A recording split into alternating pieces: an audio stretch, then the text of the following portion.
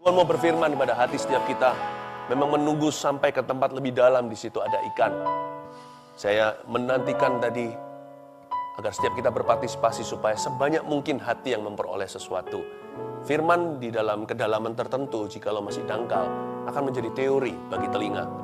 Tapi ketika hati tenggelam dalam hadirat Allah, firman itu menjadi rema. Itu yang disebut iman timbul dari pendengaran, bukan asal mendengarkan, tapi mendengarkan dari hati yang tenggelam dalam hadirat Allah. Dan di dalam kedalaman seperti itu dan keintiman dengan Allah, firman itu menjadi jawaban.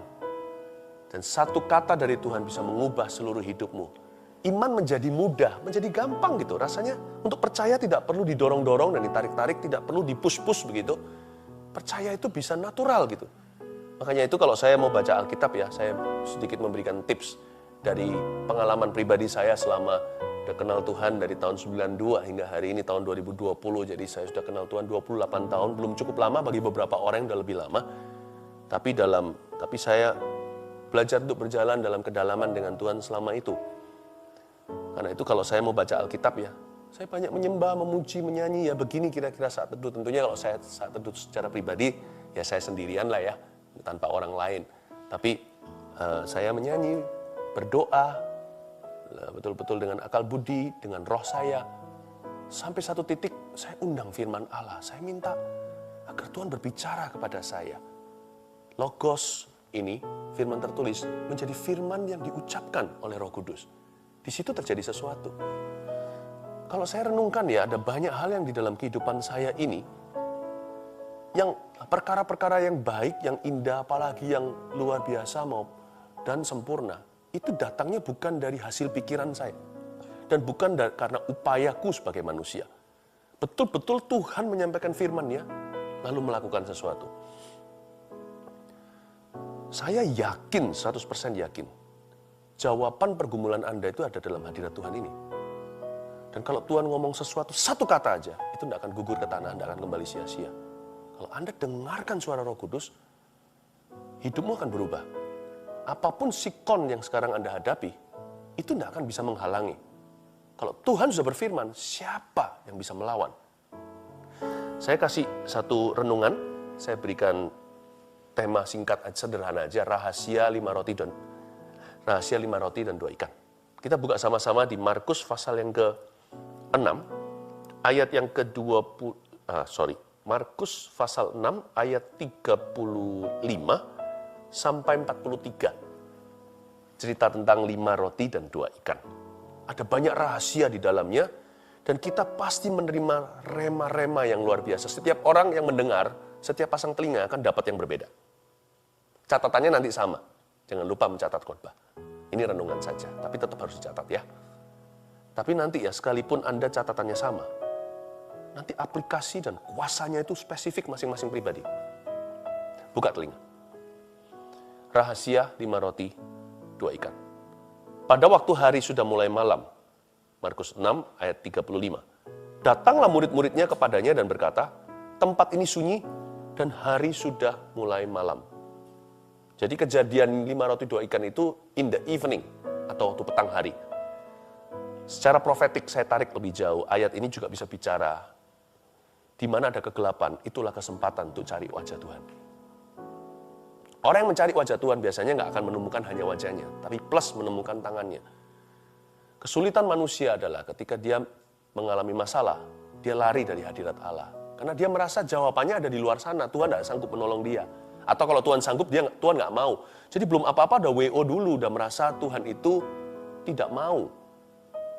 Belum apa-apa sudah ada roh penolakan. Tuhan nggak bisa berkati kehidupan Anda kalau Anda entertain atau manjakan perasaan tertolak di dalam hati Anda yang tidak terbukti atau terbukti salah di hadapan Allah. Allah tidak pernah menolakmu. Hanya karena Tuhan belum melakukan sebuah mujizat, jangan cepat-cepat hakimi dulu. Karena itu pada waktu hari sudah malam, harusnya murid-murid datang ke Tuhan. Mereka malah pusing sendiri. Karena manusia itu logika banget. Dan saya nggak bisa salahkan sih. Karena memang manusia itu kan terdiri dari panca indera. Apa yang dia lihat itulah kenyataan. Apa yang nggak kelihatan, dia nggak percaya. Karena itulah perlu doa seperti ini, bukan untuk ingatkan kita masih ada yang namanya jalur iman. Kalau kita sudah berusaha. Ya memang di luar sana ada orang yang iman-iman doang, lalu tidak melakukan sesuatu, itu jadi batu sandungan. Tapi bukan berarti gara-gara mereka, kita jadi trauma sama yang namanya beriman. Hanya karena di luar ada uang palsu, bukan berarti semua uang itu nggak ada asli. Nggak ada aslinya. Jangan sampai orang yang imannya kurang tanggung jawab membuat Anda jadi takut beriman. Merasa bersalah, merasa masa iman-iman saja. Masih ada jalur iman, makanya perlu doa seperti ini. Pada hari waktu malam, itulah tandanya mujizat akan segera terjadi. When you see problems all around you, then that's probably the best place for a miracle, right? Atau Anda lihat persoalan di kiri kanan, mungkinkah itu adalah waktu yang lokasi yang paling strategis untuk mujizat terjadi? Saya punya satu kalimat, mungkin Anda bisa tulis ini. When you reach the end of your resources, you probably have just found the beginning of your miracle. Waktu Anda dan saya sampai kepada ujung tombak sumber daya kita sebagai manusia, kemungkinan besar kita baru saja menemukan permulaan mujizat kita. Itu dia. Nah, ini terjadinya malam hari, oke? AM, PM, AM, PM-nya, pagi, malamnya. Sekarang kita lihat ayat yang ke-36. Suruhlah mereka pergi, supaya mereka dapat membeli makanan di desa-desa dan di kampung-kampung sekitar ini. Ini perkataan murid-muridnya ini. Kalap, panik. Suruh mereka pergi, Tuhan. Kita nggak bisa kasih makan mereka. 5.000 orang laki-laki, belum lagi yang perempuan dan anak-anak. Berapa puluh ribu itu di situ. Di bukit itu. Sudah suruh mereka pergi. Tapi jawab Yesus ayat 37, tetapi jawabnya, kamu harus memberi mereka makan. Kata mereka kepadanya, dalam protes tentunya, jadi haruskah kami membeli roti seharga 200 dinar untuk memberi mereka makan? Siapa bisa kasih makan puluhan ribu orang? Kalau satu roti seharga 200 dinar, berapa duit itu? Tuhan, kita nggak kaya. Dan sekalipun di sini ada orang kaya, Yusuf Arimatea atau siapa di tokoh-tokoh di Alkitab yang diberkati, apakah cukup semua harta ini untuk memberi makan semua orang yang kelaparan di dunia? Mereka itu lupa kalau mereka bicara sama Tuhan Yesus. Nah, ayat 36 dan 37 mengajarkan kita sesuatu. Salah satu rahasia 5 roti 2 ikan adalah supaya kita introspeksi. Gini, ayat 36, murid-murid Yesus berkata begini, Tuhan suruh mereka pergi. Tapi jawab Yesus di ayat 37, kamu harus memberi mereka makan. Please, hari-hari ini kita harus banyak introspeksi, mumpung kita ada banyak waktu untuk berdiam diri. Selama ini adakah di antara kita yang terlalu bossy? Terlalu suka suruh-suruh orang, perintah-perintahin orang-orang di kanan kiri. Adakah di antara kita itu yang suka mengajarkan sesuatu tapi kita sendiri tidak pernah melakukannya atau double standard, luar dalam nggak sama? Kalau kita mau mengalami karya Tuhan semakin nyata, kita nggak harus sempurna. Tuhan itu tidak pernah berjanji memberkati orang jikalau dia sempurna. Tapi kita harus tulus. Orang salah kalau tulus, ada harapan untuk ditolong oleh Tuhan. Tapi kalau orang itu sekalipun sempurna, kalau dia tidak punya ketulusan, Allah tidak mau ada hubungan dengan orang tersebut. Luar dalam mesti sama. Suruhlah mereka, kata murid-murid pada Yesus. Tapi Yesus berkata, no, kamu harus beri mereka makan. Kamu jangan suruh-suruh orang kalau kamu sendiri tidak mau pergi kelaparan. Kamu mau makan, kok suruh mereka pergi, perut hampa, itu gimana? Janganlah kita suruh orang melakukan sesuatu jikalau kita sendiri tidak bersedia melakukannya. Jangan suruh orang lain melakukan apa-apa jikalau kita sendiri tidak pernah bersedia untuk melakukan apa yang kita perintahkan. Tuhan suruh kita tulus jadi orang. Hari-hari ini ternyata di masa-masa kita dirumahkan, ini ujian. Karena selama ini yang namanya Tuhan menjadi agama. Tapi sekarang kita harus berjumpa dengan orang yang sama. Tuhan itu akan menilai bagaimana kita itu memperlakukan orang lain. Hari-hari ini adalah waktu-waktu di mana Tuhan akan memurnikan umatnya. Memurnikan umat. Kita semua diuji di taraf yang paling rendah. Kita harus menghadapi ini, segala sesuatu itu dengan kita tidak bisa lagi, kita harus apa adanya. Sehari-hari bukan, kita di rumah contohnya. Alkitab mengatakan di sini, di 36-37, janganlah kita punya standar ganda. What you want others to do unto you, do it unto others. And thus you will. Anda akan melihat sebentar lagi, apapun yang Anda jamak akan dilipat gandakan oleh Tuhan. Apa yang Anda ingin orang lain lakukan pada Anda, lakukan itu kepada orang lain dulu. Ayat 38. Tetapi ia berkata kepada mereka, berapa banyak roti yang ada padamu? Yesus ngomong begini, berapa banyak sih roti yang ada padamu? Cobalah periksa. Sesudah memeriksanya, mereka berkata, 5 roti dan 2 ikan. Garis bawahi di ayat 38, yang ada padamu. Yesus bertanya, berapa banyak roti yang ada pada kalian semua? Nah, di sini ada sebuah hikmat rahasia 5 roti 2 ikan cerita ini. Selalu gunakan apa yang ada padamu untuk memperoleh apa yang belum ada padamu. Jangan berangan-angan, aduh andai kata aku punya itu. Kelola dulu yang ada pada Anda. Untuk Anda mendapatkan apa yang Anda butuhkan kemudian hari. Saya ulangi. Banyak orang itu selalu menginginkan sesuatu yang dia belum miliki. Atau dia menyesali sesuatu yang hilang di masa lalu. Atau yang sekarang dia tidak miliki di masa kini. Orang itu selalu merindukan lubang pada donatnya. Mereka tidak pernah melihat rotinya. Tuhan tanya sama murid-muridnya, lu orang punya berapa roti, bukan berapa lubang.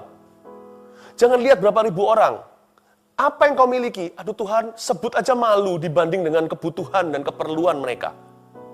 Apa artinya 5 roti 2 ikan? Nah itu dia Tuhan bilang. Jawaban telah tiba. Bukankah Tuhan tanya, kalian punya berapa? Mungkin mereka ragu-ragu mengucapkannya, tapi akhirnya ketahuan mereka punya 5 roti 2 ikan. Tuhan bilang, pertanyaanku sederhana, kamu punya apa? Aku tidak tanya kepadamu, kata Tuhan pada murid-muridnya, kamu bisa beri apa? Aku tidak tanya kepadamu, mereka perlu berapa? Aku tanya padamu, kamu punya apa? Hari-hari ini Tuhan juga tanya, Roh Kudus tanya pada kita. Jangan menyesali apa yang hilang kemarin, atau yang sekarang telah melayang.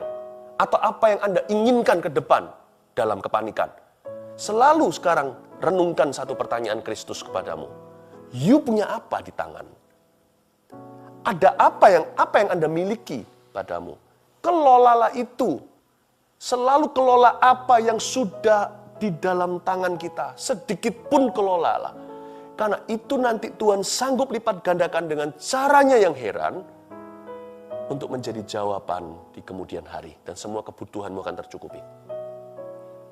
Apa yang di tangan? Gajiku tinggal setengah. Ya itu, jangan berkata sudah separuh hampa, tapi setengah terisi. Puji Tuhan, masih ada 50%. Dengan ini, akan menjadi something, akan menjadi sesuatu nanti. Selalu gunakan apa yang ada padamu untuk mendapatkan apa yang belum ada padamu, yang nanti akan ada. Selalu pakai yang sudah ada di tangan. Always use what you have, not use what you don't have. Use what you have to gain what you do not yet have. Semoga Anda malam-malam setelah makan gini, saya ajak sedikit muter, mikir, supaya bisa nangkep ya, maksud saya ya. Tuhan tanya sama dia, sama mereka, berapa banyak roti yang ada padamu? Tuhan tanya padamu sekarang, kalian masih punya apa? Serahkan pada Tuhan. Jadilah seorang pengasih. Jadilah seorang pelayan. Jadilah seorang pensyukur. Nggak tahu ada kata seperti itu nggak? Jadilah seorang pemberi, orang pemberi. Tuhan tanya sama mereka, kalian punya 5 roti 2 ikan kan? Ya, kamu harus memberi mereka makan. Ayat 37 kembali tadi, saya garis bawahi. Tapi jawabnya, kamu harus memberi mereka makan. Garis bawah ini, kamu harus memberi. Kamu harus jadi memberi. Saya bersyukur saya tidak izinkan keadaan ini saya menjadi orang yang pelit dan kikir. Tidak. Saya tidak sehari-hari hanya memikirkan diri sendiri. Besok makan apa? Masih bisa begini, begitu enggak? Masih bisa keluar enggak? Masih bisa belanja? Ya tetap harus bertanggung jawab. Semua itu harus ada persediaan dan persiapan. Namun hati saya tidak melekat padanya. Karena Tuhan berkata, kamu harus memberi mereka makan. Kamu harus memberi. Kamu harus memberi mereka makan. Kamu harus memberi. Kalau kamu mau diberi, kamu harus memberi. Bukankah tadi yang saya sudah sebutkan, standar Tuhan, ketulusan. Inside, outside harus sama. Lakukan pada orang lain apa yang Anda ingin orang lain lakukan kepada Anda. Kalau Anda mau diberi oleh Tuhan, Anda juga harus belajar memberi. Sebab Tuhan perintahkan pada murid-muridnya, kamu harus memberi. Baru setelah itu tambahkan, mereka makan. Kamu harus memberi. Hari-hari ini, kamu harus memberi pujian pada orang-orang yang layak mendapat pujianmu di rumah contohnya. Kamu harus memberi waktu. Kamu harus memberi bahkan seorang janda di perjanjian lama, seorang nabi luar biasa datang. Makanan terakhirnya pun dikasihkan. Bayangkan, Tuhan menuntut kita semua jadi pemberi setiap waktu. Jadi pengasih setiap waktu. Ya, itu dia. Itu rahasia 5 roti 2 ikan. Ternyata lebih dari sekedar makanan. Tuhan mengajarkan prinsip dan hukum-hukum supranatural kepada mereka. Kalau mereka mau mengalami terobosan harus dimulai di dalam diri. Kalau di dalam diri mereka tidak ada terobosan, niscaya tidak akan ada terobosan apa-apa di luar sana. Yang Tuhan cari, itu iman di hati. Nah, kita lihat ayat yang ke-39. Lalu ia menyuruh orang-orang itu supaya mereka duduk berkelompok-kelompok di atas rumput hijau. Maka duduklah mereka berkelompok-kelompok, ada yang 100, ada yang 50. Ada yang 100, ada yang 50 orang. Garis bawahi supaya semua duduk berkelompok-kelompok di atas rumput hijau. Kenapa ditekankan di sini rumputnya hijau? Suruh aja mereka duduk di tanah. Lebih simpel, nggak usah sepanjang ini kalimatnya. Tuhan tidak akan menunjukkan mujizat pelipat gandaan sampai murid-murid Tuhan itu merasakan hijaunya rumput. Jangan bandingkan rumputmu dengan rumput tetangga yang kelihatan selalu lebih hijau dari rumput Anda. Belajarlah rasa puas dan bersyukur dengan yang sedikit padamu atau dengan yang lebih sedikit sekarang padamu. Not until the grass seems greener on your side that you will see the power of multiplication. Sebelum Anda bisa setuju dengan Kristus bahwa rumput di rumahmu lebih hijau daripada rumput di tetangga, Anda tidak akan mengalami pelipat gandaan apa-apa. Karena lipat ganda itu hanya dengan cara menengadah dan bersyukur atas 5 roti 2 ikan itu. It was given through thanksgiving. Itu diberikan melalui rasa syukur. Jadi karena itu ditekankan, mereka semua disuruh duduk sama Yesus. Murid-murid itu loh, suruh orang-orang itu duduk, 5.000 orang itu berkelompok-kelompok di atas rumput yang hijau. Katakan berkelompok-kelompok. Ya. Salah satu hal lagi yang diajarkan di dalam 5 roti 2 ikan ini, dalam cerita yang luar biasa ini adalah, di masa-masa ketika kita diperhadapkan dengan sebuah kebutuhan yang luar biasa, melebihi kemampuan kita manusia untuk memenuhinya, Tuhan suruh hati kita belajar berhikmat begini. Belajar untuk mengelompokkan masalah menurut tipe dan jenisnya. Coba Anda dan saya bisa melihat apakah masalah kita ini masalah yang sifatnya masalah itu sifatnya teknis, praktis, atau masalah rohani. Kita harus bisa memilah-milah di dalam benak batin pikiran kita. Tuhan tidak mau kita itu tiba-tiba langsung udah campur baur perasaannya. Karena kita tidak menerima roh yang membuat kita menjadi ketakutan. Kita menerima roh yang membuat kita punya pikiran itu tertib. Dalam bahasa Inggrisnya, we receive the spirit of sound mind. Pikiran yang tertib itu bisa mengelompokkan atau mengkategorikan problema. Lord, I have a problem. Waktu kita mendekat pada Tuhan, disinari pikiran, akal budi kita pun main. Roma 12 katakan itulah pembaharuan pikiran. Disinilah kita bisa menaruh dalam kategori, meletakkan yang ini masalah sifatnya relasional, yang ini masalahnya praktis, yang ini masalahnya rohani. Nanti Tuhan juga bicara kepada Anda, solusinya di mana? Sesuai dengan bijaksana yang Allah letakkan di dalam hati dan pikiranmu. Nah, yang ini solusinya adalah komunikasi. Yang ini solusinya adalah menabung. mengalokasikan dana dengan smart sekarang. Ini mengencangkan sabuk, yang ini jangan kau tahan. Give, it will come back to you. Good measures pressed down, shake it together, running over you. Nanti juga Tuhan akan memberitahu kepada kita solusinya. Yang ini bukan untuk ditahan, ini berkat untuk ditabur. Kalau yang tadi itu untuk ditabung, yang ini untuk ditabur. Berikan pada Tuhan. Dan takaran yang kau pakai waktu memberi akan dilimpahkan kembali kepadamu. Jadi Anda akan mengerti. Jadi jangan stres sendiri. Percayalah dalam Kristus ada jalan. Mungkin bukan jalan tol, ada jalan tikus so pasti. Pokoknya ada jalan, wong namanya Yesus adalah jalan kok, pasti ada jalan. Mungkin jalannya nggak seperti dulu. Dan belajar untuk bisa merangkul terlebih dulu dan menerima the new normal, normal yang baru. Orang yang berkata, zaman dulu enak ya, kata pengkhotbah tidak mengucapkannya dengan bijaksana. Itu bukan dari hikmat dia mengatakannya. Karena orang yang selalu melihat ke belakang, enak ya bawang prei dan brambang yang ada di Mesir, dia tidak akan pernah lihat Kanaan. Sekarang kita ini kecepit di tengah, di padang pasir. Mungkin putar-putar di sana 40 minggu. Jangan sampai 40 tahun mati di situ.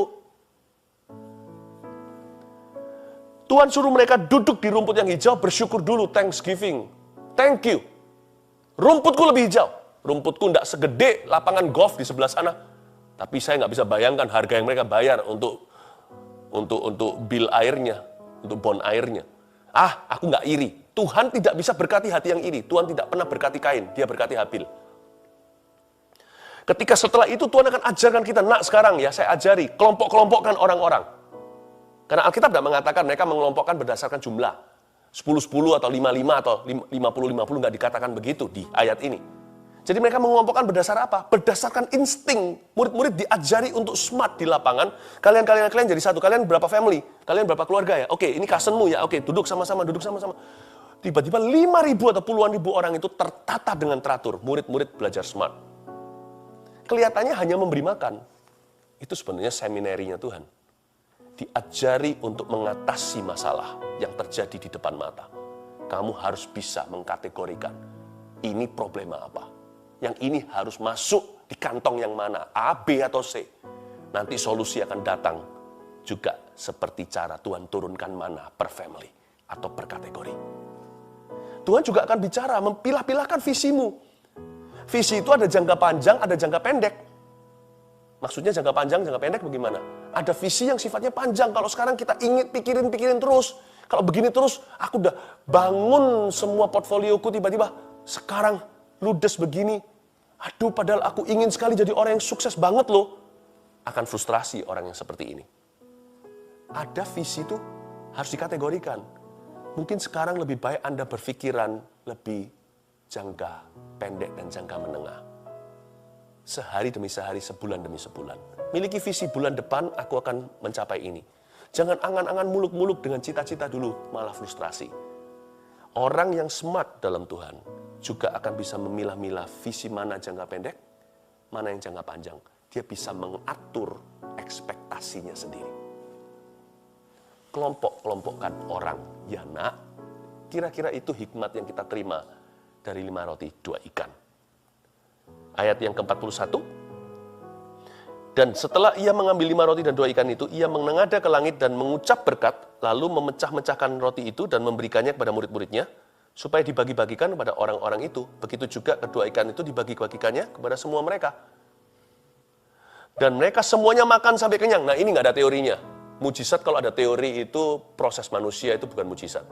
Ajaib. Itu plan A-nya Tuhan. Ajaib. Itu tidak ada rumusnya. Kalau ada rumus, bukan keajaiban namanya. Yang ini saya tidak bisa kasih poin apa-apa. Simple aja mengingatkan Anda 41 dan 42. Somehow, the end will meet. You will be able to make the ends meet. Satu ujung dengan ujung lain itu nanti akan ketemu dalam rencana Allah. Semua disambung, berkesinambungan menjadi sebuah rencana besarnya. Pokoknya, kalau Anda berdoa cari wajahnya, nggak hanya menemukan wajahnya, tapi juga tangannya. Percayalah, mujizat masih terjadi. Disinilah yang disebut campur tangan Allah. Kalau lain ditolong, saya juga. Tangannya terbuka untuk kami, sekeluarga. Yang ini nggak ada rumusnya. Waktu saya baca ayat 41, Yesus menengadah ke langit dan mengucap berkat.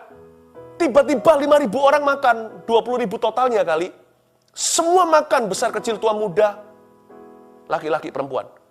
Kalau Anda tanya sama saya, gimana kejadiannya? How do I know? Ahli teologi juga kalau mau selidiki ini, bisa meledak kepala, nggak akan bisa menemukan dari sini kok bisa ke situ. Makanya namanya miracle. If you don't believe in miracle, you shouldn't be a Christian. Kalau saya tidak percaya mujizat bisa terjadi, bahkan kita tidak boleh jadi orang Kristen. Kekristenan itu apa? Kita percaya seorang pribadi yang lahirnya tanpa melalui sperma papanya. Lahir dari kandungan seorang Maria, seorang gadis tulen. Coba bayangin. Pelayanannya penuh dengan miracles, pengajarannya nggak masuk akal manusia, tetapi begitu indah menantang akal budi kita untuk menanjak kepada pikiran sorga. Lalu Yesus itu matinya bukan pada kehabisan darah, tapi menyerahkan nyawa. Orang bisa menyerahkan kepadamu, kuserahkan nyawaku, gitu. Bahkan sebelum mati sudah memprediksi, 3 hari aku bangkit. Mana ada cerita itu? You're believing in a person with all these miracles, dengan semua miracle traits ini. Lalu pada hari ketiga kuburnya kosong, bangkit. Bahkan kita nggak bisa menyebut kita gereja perjanjian baru tanpa percaya dengan bahwa mujizat masih bisa terjadi. Why? Mujizat gereja pertama kali lahir, happy birthday to you, happy birthday to you. Setiap tahun kita harus merayakan anniversary sebuah miracle terjadi, lidah api di atas 120 kepala. Itulah caranya gereja lahir di dunia. Gereja jangan berubah menjadi gedung. Orang Kristen jangan berubah menjadi agama dan teori. You're believing in a person who was a miracle all the way. Dari lahir, sampai mati, sampai bangkit, sampai naik ke sorga. Disaksikan di depan 500 pasang mata. Saya beritahu, kalau dengan campur tangan Allah, trust me, your ends will meet. Ujung satu dengan ujung satunya akan ketemu. Di mana area hampa kosong vakum itu, somehow, gimana besok bayar, katakanlah bill kita, tagihan tertentu. Somehow, setelah Anda menoleh nanti, setelah lewat ini semua, per bulan, lewat. 3 tahun, lewat. Anda noleh lagi, 10 tahun kemudian berkata, ajaiblah Tuhan. Kalau tidak gitu bukan Tuhan namanya. Inilah ayat 41 dan 42, misterius, kita tidak mengerti. Gimana dari sini sampai ke sana 5.000 orang makan. Mintalah campur tangan Tuhan. Lakukan bagianmu, kelompok-kelompokkan. Lakukan bagianmu, standar 1, ketulusan. Jangan pelin-pelan. Lakukan bagianmu, kelola yang ada padamu. Sedikit pun kelolalah. Gunakan apa yang ada padamu untuk memperoleh apa yang belum Anda miliki. Remember, it's what you have that will make you have what you don't have. Apa yang kau miliki yang akan membuatmu bisa memiliki apa yang belum Anda miliki hari ini. Yang terakhir ayat 43. Kemudian orang mengumpulkan potongan-potongan roti 12 bakul penuh. Selain daripada sisa-sisa ikan. Yang ikut makan roti itu ada 5.000 orang laki-laki. Ayat 43, dengan ini saya selesai. Mengumpulkan potongan-potongan roti 12 bakul penuh. Jadi murid-murid Yesus ada 12 rasul waktu itu yang suruh kelompok-kelompokkan orang. Masing-masing pulang, diajari Tuhan untuk considerate, untuk bisa memikirkan orang rumah. Pulang tapau masing-masing sebakul. Untuk Petrus tentunya kasih mertuanya, istrinya. Petrus itu mertuanya disembuhkan Yesus di awal-awal Injil. Berarti Petrus punya istri kan? Paulus nggak punya. Paulus itu single all the way. Murid-murid yang lain juga, rasul-rasul yang lain. Mereka masing-masing pulang bawa satu bakul. Itu bakulnya banyak, itu besar. Jadi mungkin dimakan dengan orang-orang satu RT. Kita makan bersama dan sebagainya. Tuhan itu ajari mereka untuk menghargai blessing to the last drop. Dan untuk menjadi blessing to the last drop. Untuk menjadi berkat sampai titik darah penghabisan. Untuk menghargai berkat sampai titik terakhir. Tetesan terakhir. Saya kasih lagi contoh ya. Nggak hanya 12 bakul penuh. Sisa-sisa ikan pun dibungkus. Ada satu keajaiban yang luar biasa. Memecah-mecah roti kan? 5 roti. Jadi banyak. Biasalah, karena roti dari tepung segalanya atau dari ragi dan sebagainya. Ikan. Itu ikan cuma 2. Dipecah mungkin dari area kepala, yang sisa ekornya setengah badan, keluar kepalanya lagi. Ini ikan nggak pernah melewati masa-masa jadi telur, nggak pernah mencicip air, langsung gorengan. Ini ikan bukan plastik loh ya, ikan-ikanan seperti daging kepiting palsu. Oke? Ini adalah ikan beneran, kalau Anda buka dalamnya juga ada ringnya, juga ada tulangnya, ada organ dalamnya jikalau ada, termasak semuanya, kayak ikan kecil atau ikan apa. Ini ikan Tuhan ciptakan tanpa lewat laut. Itu ciptaan, karena ini bukan ikan palsu. Kalau yang dicabut adalah daerah ekornya, tinggal kepala yang di tangan, ini ditaruh di piringnya, tiba-tiba pluk, muncul ekor. Jadi setiap kali dipecah satu ikan, itu ada satu ekor ikan ciptaan baru. Sejak dunia dijadikan, tak pernah mencicipi air maupun lautan. Amazing. God can bless you. Tuhan bisa memberkati Anda di luar teorimu. Tuhan bisa memberimu mujizat di luar biologi yang Anda kenal selama ini. Dan setiap ikan itu Tuhan bungkus. Tidak boleh sisakan. Setiap udang jangan dibuang. Setiap ekor itu adalah satu berkata sendiri. Tuhan ajari mereka untuk ringkas sisanya dan dimakan kemudian hari. Tuhan ajari kita untuk belajar menikmati dan menghargai every little blessing. Hari-hari ini adalah waktu yang tepat. Kalau Anda makan nasi, jangan sisakan satu butir. Belajar berkata ini semua dari Tuhan. Itu satu beras. Itu satu padi. Belajar menghargai. Nanti ya, keluar dari masa corona ini, kita akan menuai anak-anak Tuhan yang setia dalam perkara sederhana. Watch out world, you will begin to see great men and women. Karena barang siapa dipercaya perkara kecil, dia akan dipercaya perkara besar. Dengan kata lain, barang siapa bisa dipercaya dengan perkara kecil, dia akan menjadi orang besar. Are you ready jadi orang yang besar?